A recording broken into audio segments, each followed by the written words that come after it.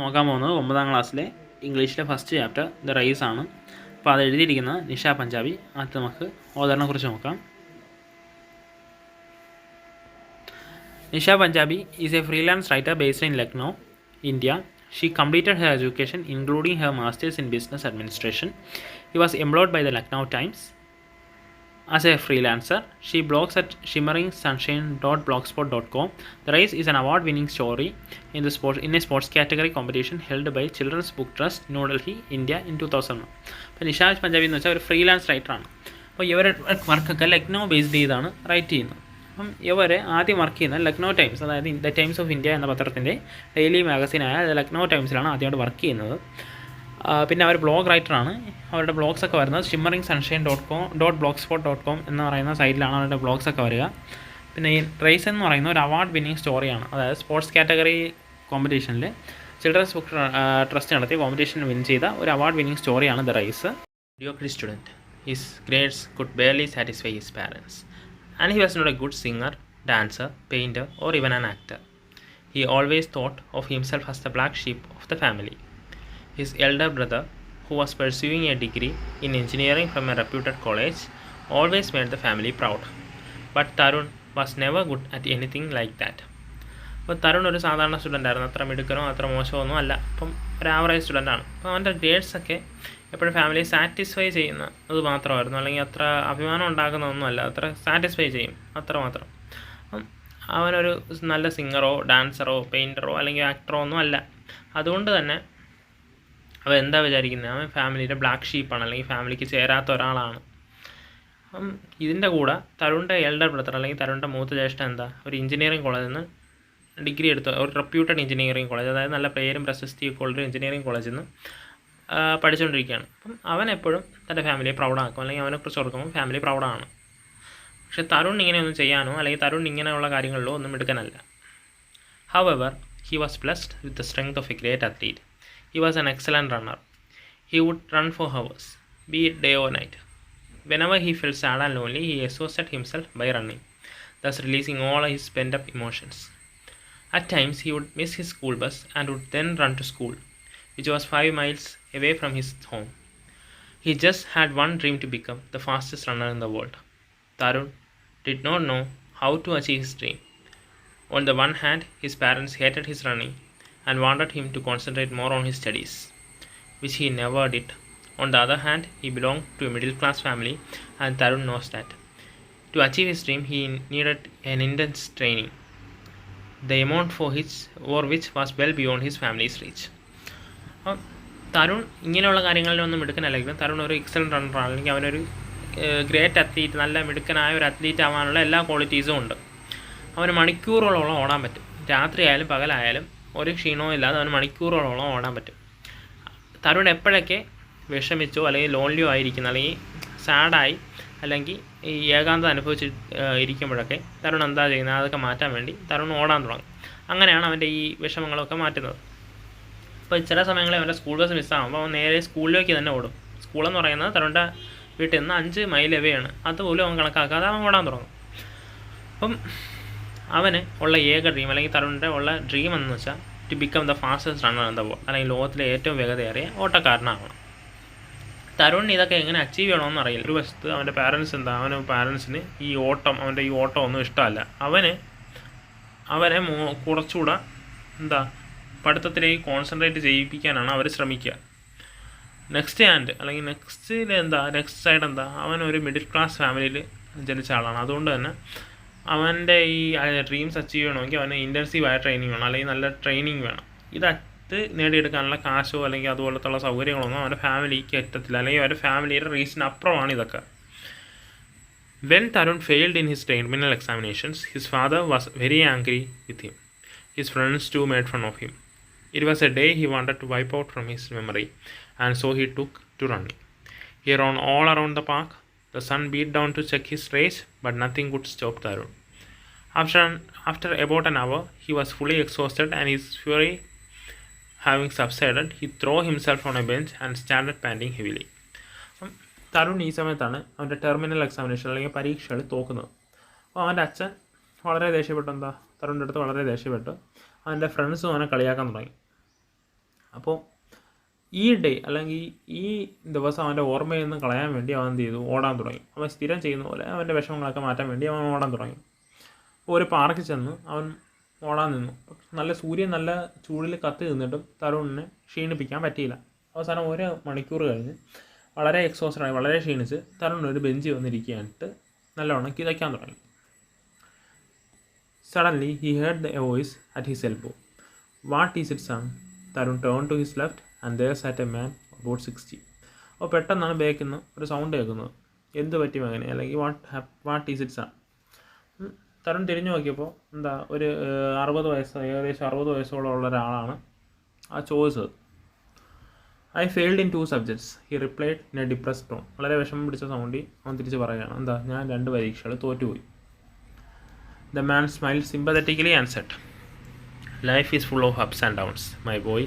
By the way, I am Ram Narayan and you are one of the best runners I have ever seen. അയാൾ കുറച്ച് സിമ്പത്തറ്റിക്കലായിട്ടൊക്കെ മറുപടി പറഞ്ഞു, എന്താ, life എന്ന് വെച്ചാൽ ഉയർച്ചകളും താഴ്ചകളും ഒക്കെ ഉള്ളതാണ്. എൻ്റെ പേര് റാം നാരായൺ, ഞാൻ കണ്ടതിൽ വെച്ച് ഏറ്റവും മികച്ച ഓട്ടക്കാരിലൊരാൾ നീയാണ് എന്ന് തരുണിൻ്റെ അടുത്ത് പറയുകയാണ്. Ram Narayan, are you the same Ram Narayan who won an Olympic medal in the 400 meter race in the 1960s?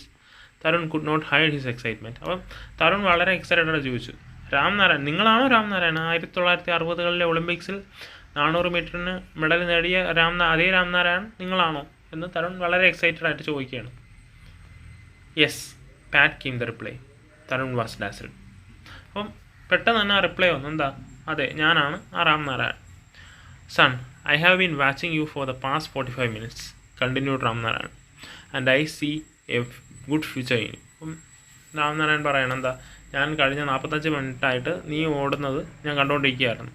ഞാൻ നിന്നിലൊരു നല്ല ഫ്യൂച്ചർ കാണുന്നുണ്ട്, അല്ലെങ്കിൽ തരുണിന് മികച്ച ഒരു ഫ്യൂച്ചർ ഉണ്ട് എന്ന് റാം നാരായൺ പറയുകയാണ്. Tarun could not help his but blush. All you need to do is keep that passion burning in you and never give up. Have you joined some training school? The man inquired. അപ്പം തരുണിൻ്റെ അടുത്ത് നമ്മുടെ രാംനാരായൺ പറയണം, എന്താ, നീ ആകെ ചെയ്യേണ്ടത് എന്താ, നിൻ്റെ ഉള്ളിലെ പാഷൻ അതേപോലെ, അല്ലെങ്കിൽ നിൻ്റെ ഉള്ളിലെ ആഗ്രഹം അതുപോലെ തന്നെ നിലനിർത്തണം. എന്നിട്ട് ചോദിക്കുകയാണ്, നീ ഏതെങ്കിലും ട്രെയിനിങ് സ്കൂളിൽ ചേർന്നിട്ടുണ്ടോ? Tarun smile faded and he seemed distraught. A training school is very expensive, sir, and I am unemployed, said Tarun, feeling happy that he could joke even in these circumstances. Tarun പറയണം, എന്താ, ചിരിയൊക്കെ മാച്ച് തരുൺ പറയാണ്, training സ്കൂളെന്ന് വെച്ചാൽ വളരെ എക്സ്പെൻസീവാണ്, അതുപോലെ തന്നെ ഞാൻ unemployed ആണ്, അല്ലെങ്കിൽ എനിക്ക് ജോലിയൊന്നുമില്ല, അതുകൊണ്ട് പോകാൻ പറ്റിയിട്ടില്ല. But Ram Narayan seemed pretty serious. I will train you if you want, but I put forward a condition. അപ്പം റാം നാരായൺ അദ്ദേഹത്തിൻ്റെ അടുത്ത് പറയണം, എന്താ, തരുണിൻ്റെ അടുത്ത് പറയണം, നിനക്ക് വേണമെങ്കിൽ ഞാൻ നിന്നെ ട്രെയിൻ ചെയ്യാം, പക്ഷേ ഞാൻ ഒരു കണ്ടീഷൻ ഫ്രണ്ടിലോട്ട് വയ്ക്കും. What is your condition? Tarun voice short curiosity and anxiety. വളരെ ക്യൂരിയസ് ആയിട്ട് തരുൺ ചോദിക്കണം, എന്താണ് അങ്ങയുടെ കണ്ടീഷൻ, എന്താണ് താങ്കളുടെ condition? There is a race on children's day at the Nehru stadium. Children of your age are competing there. If you participate and win that race, I promise I will start training you, said Ram Narayan. Ram നാരായണൻ്റെ condition ഇതായിരുന്നു, എന്താ, അടുത്ത children's ഡേയിൽ നെഹ്റു പാർക്കിൽ ഒരു ഓട്ട മത്സരം നടക്കുന്നുണ്ട്. ആ ഓട്ട മത്സരത്തിൽ നീ ജയിക്കണം. ജയിച്ചാൽ ഞാൻ നിന്നെ എന്ത് ചെയ്യാം, ട്രെയിൻ ചെയ്യിക്കാം. That is no big deal. I can do it, can't I? Thought Tarun. I will, sir. He heard himself saying with complete conviction. Tarun ആലോചിക്കണം, അത് വലിയ പ്രശ്നമൊന്നുമല്ല, ഞാൻ ജയിക്കില്ലേ എന്ന് പറഞ്ഞ് സമ്മതിക്കുകയാണ്. ഐ വിൽ, സർ, ഞാൻ തീർച്ചയായും ജയിക്കുമെന്ന് സമ്മതിച്ച് തരുൺ പോവുകയാണ്. Fine boy, it is my job to get you entry in the race and remember yours to win it. Tell me what is your name? Ask Ram Narayan. Ram Narayan വീണ്ടും പറയുകയാണ്, നിന്നെ ആ റേസിലേക്ക് കയറ്റുക എന്നുള്ളത് എൻ്റെ ജോലിയാണ്, എൻ്റെ ഉത്തരവാദിത്തമാണ്. അത് ജയിക്കുക എന്നുള്ളത് നിൻ്റെ ഉത്തരവാദിത്തമാണ്. എന്നിട്ട് തരുണിൻ്റെ അടുത്ത് പേര് ചോദിക്കുകയാണ്. What is your name? Tarun Kapoor, sir. പേര് പറയുന്നു. Tarun, I will meet you here after 5 days to give you your participation card. All the best, said Ram Narayan and left. On the way home, Tarun thought that if his father had not scolded him, he wouldn't have got this opportunity. അപ്പം തരുണിൻ്റെ അടുത്ത് നമ്മുടെ രാംനാരായണൻ പറയാണ്, ഞാൻ ഇവിടെ 5 ദിവസം കഴിയുമ്പോൾ നിന്നെ കാണും. അന്ന് എൻ്റെ കയ്യിൽ നിനക്ക് അന്ന് മത്സരിക്കാനുള്ള പാർട്ടിസിപ്പേഷൻ കാർഡും കാണും. അപ്പോൾ തിരിച്ച് വീട്ടിലേക്ക് പോകുമ്പോൾ തരുൺ വീണ്ടും ആലോചിക്കുകയാണ്, ഇന്ന് എൻ്റെ അച്ഛൻ എന്നെ വഴക്ക് പറഞ്ഞില്ലായിരുന്നു, ഞാൻ ഇവിടെ വരത്തില്ലായിരുന്നു, അദ്ദേഹത്തെ കാണത്തുമില്ലായിരുന്നു, ഈ ഓപ്പർച്യൂണിറ്റി എനിക്ക് കിട്ടില്ലായിരുന്നു എന്ന് തരുൺ ആലോചിക്കണം. The next day brought a new ray of hope. Tarun got up early, had milk, and before his mother could finish her query on what he was up to, he ran out and went to Nehru Stadium to check the details of the race. He was very happy indeed. അപ്പോൾ പിറ്റേന്ന് രാവിലെ എഴുന്നേറ്റ് തന്നെ രാവിലെ മിൽക്കും കുടിച്ച് നമ്മുടെ തരുൺ അവൻ്റെ അമ്മയുടെ അടുത്ത് മറുപടി പോലും പറയാതെ, അല്ലെങ്കിൽ എന്ത് ചോദിക്കുന്ന എവിടെ പോകുന്നതെന്ന് ചോദിക്കാൻ പോലും സമയം കൊടുക്കാതെ തരുൺ നെഹ്റു സ്റ്റേഡിയത്തിലോട്ട് പോയി ആ റേസിൻ്റെ കാര്യങ്ങളൊക്കെ അറിഞ്ഞു. Tarun started practicing zealously. Every day he would get up at 4 in the morning and run up to 10 miles. In the evening he would time himself according to the 1000-meter distance prescribed by the competition. He wanted everything to be perfect. It was for the first time in his life he was demanding such perfection in things he did. He thought he also wanted someone to back him up, and so he told everything to his mother. അപ്പോൾ തരുൺ പിറ്റേന്ന് പോലെ നല്ല രീതിയിൽ practice ചെയ്യാൻ തുടങ്ങി. രാവിലെ ഏകദേശം നല്ല രീതിയിൽ ഒരു 10 മൈൽ ഓടും, വൈകിട്ട് വന്നിട്ട് ആ കോമ്പറ്റീഷൻ്റെ ദൂരമായ 1000 മീറ്റർ ഓടും. എന്നിട്ട് ഇതൊക്കെ ആരുടെടുത്തെങ്കിലും പറയണമെന്ന്, അല്ലെങ്കിൽ ആരെങ്കിലും ബാക്കപ്പ് പോകണമെന്ന് വിചാരിച്ചാൽ അവൻ്റെ അമ്മയുടെ അടുത്ത് അവൻ കാര്യങ്ങളെല്ലാം തുറന്നു പറഞ്ഞു. Tarun practiced vigorously for 5 days and then promptly met Ramnarayan to collect his participation card.